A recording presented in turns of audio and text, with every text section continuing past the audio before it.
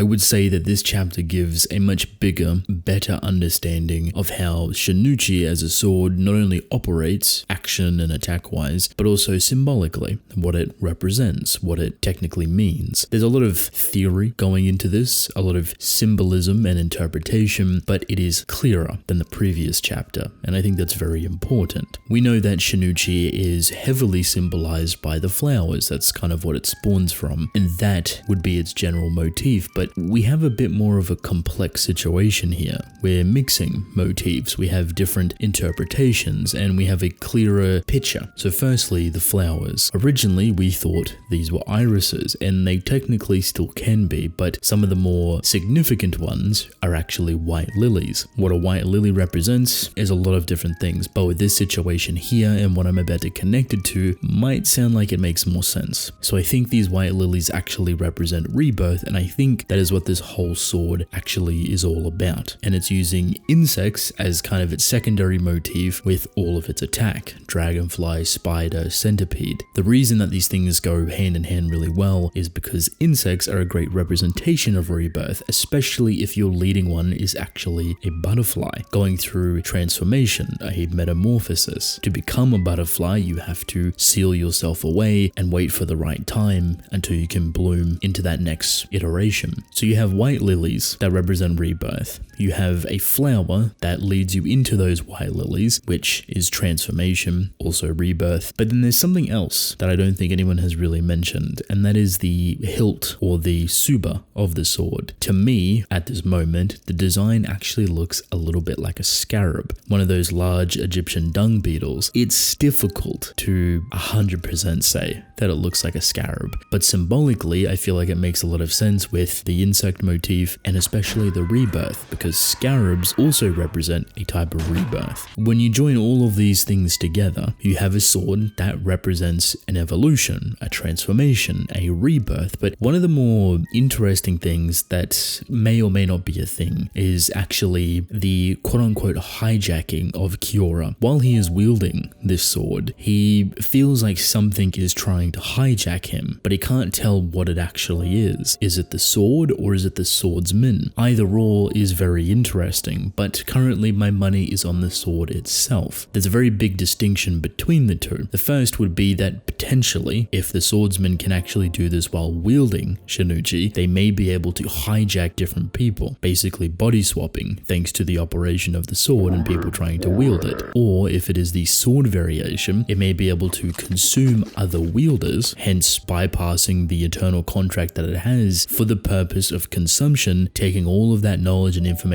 of the person it's consumed back to the swordsman. Constantly goes through a metamorphosis and change every single time, being rebirth with new information. But I like the secondary, or I guess third motif for this, with the insects interlocking with hijacking. Parasites is a very big and common thing with insects, and you have a lot of parasitic nature with insects and that hijacking. So you go back to those options: swordsman hijacking another person, or a sword consuming the person that's trying to wield it that isn't actually part of the contract. Either way that you put it, it's very flexible, it's very powerful. Considering Kiora has not yet unsheathed this at all, we have not seen the blade technically, there's still a ton of power coming out of this. So much so that this whole chapter is a setup for Chihiro and Hiyuki to 2v1 him. Now we should keep in mind that Chihiro isn't fresh. He's been fighting quite a bit already, and he's going into this fight not heavily injured, but definitely weaker than what he would want to be. Hiyuki, on the other hand, is considerably fresh and has an ability that is on par with the swords. I think this is a really great showcase of what Shinuchi, one of the more powerful swords, is actually capable of, and at this point may be one of the primary problems within the future. Shinuchi seems to have a lot of flexibility, a lot of range, but also still a lot of mystery surrounding it. For example, Kiora was on his deathbed. He was extremely heavily injured, but thanks to the hijacking and whatever Kiora was trying to combat mentally, somehow he is still operating. Then the sword is keeping him alive. Now, when you run down that idea with rebirth and all of its symbolism, there's a potential conversation to have about pseudo-immortality, that the wielder of this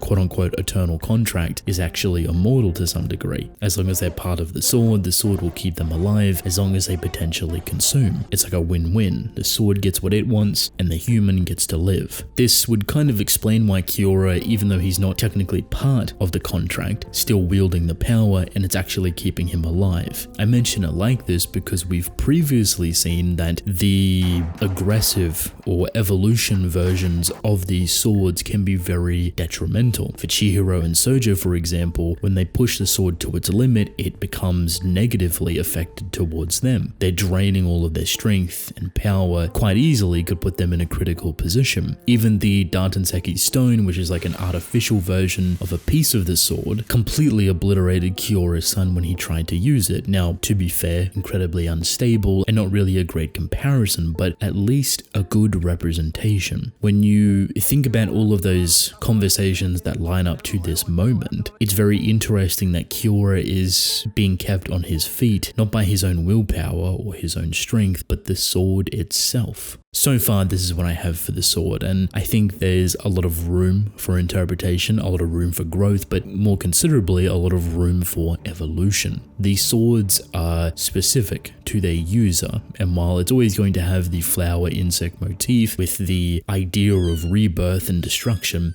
or transformation, how it is utilized and how it is transformed with the user itself is always incredibly different. This sword is going to be very, very problematic in the wrong hands, and we know that the Hishaku and the leader wants to wield this sword. So you can imagine the capabilities that it could have in a sorcerer of that caliber, and even someone that evil. Now, like I said before, Hiyuki is here to help, and I love this dynamic between both of their characters because they're very similar, yet they have this goofy, don't want to listen to each other type of attitude. So while they technically don't work, and they're like water and oil, when things get moving, when things become understood, they work extremely well. And both of these characters are incredibly powerful on their own right, so coming together only makes sense. It's funny though, because Hiyuki's ability has actually been copied by Chihiro, at least one version of it, and I assume he can only fire this off once, being as it is a copy ability. I was curious on how Hiyuki would be kept under control, even though we had the prior encounter with her, but Hakuri made sure to let her know if she tries to do anything funny, he would kill her, basically let her rot within the subspace. The Kabanabi's reaction to this is kind of funny. They're not all too worried or taking the situation seriously, maybe because they feel comfortable with what's happening in the sense of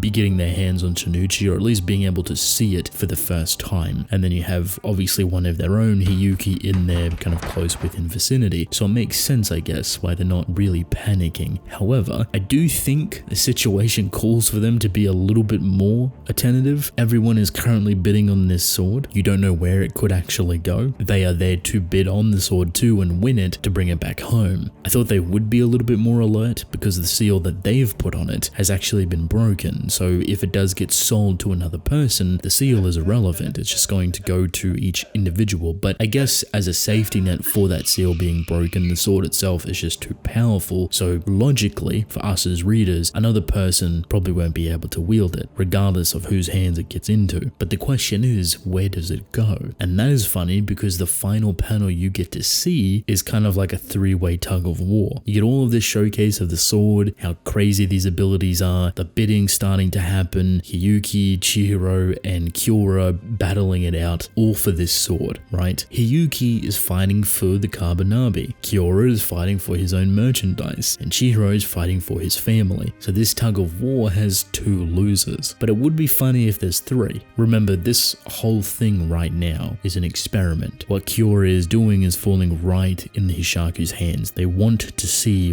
what is possible, not having a full understanding, but at least knowing something. and that is incredibly valuable. So it does beg the question, who wins? I don't see Chihiro having the sword. I see Kiora dying after this, and the Kabanabi, well, they're most likely going to get it, because they have the original swordsman or wielder, but I wouldn't be surprised, again, if the Hishaku threw a curveball in there, and it went somewhere else completely different. I do think this sword right here is going to be more of an endgame sword. We might not see it for a while, it might disappear for a while, hell, it might even just become a normal thing. It's difficult to tell with the Kagurabachi, but conceptually it feels very final, it feels very massive and big with the double seals and difficult to wield. It would at least make sense for me for it to be that way. As usual, beautiful artwork, beautiful fight. I am very excited to see Chihiro and Hiyuki work together, and honestly I don't think Kiora has much longer left. I think we should expect some very entertaining chapters, and potentially some pretty big curveballs.